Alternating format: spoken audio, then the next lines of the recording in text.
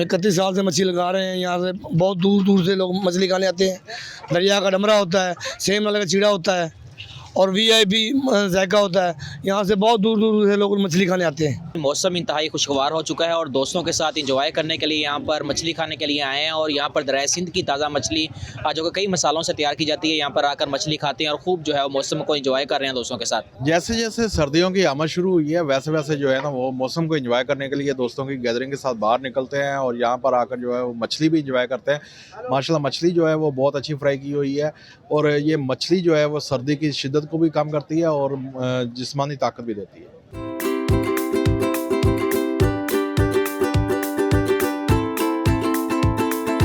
मौसम बदला, फ़िश के शौकीन शहरियों ने फ़िश के स्टॉलों का रुख कर लिया, जहां पर शहरी लजीज फ़िश खाकर मौसम को भरपूर इंजॉय कर रहे हैं।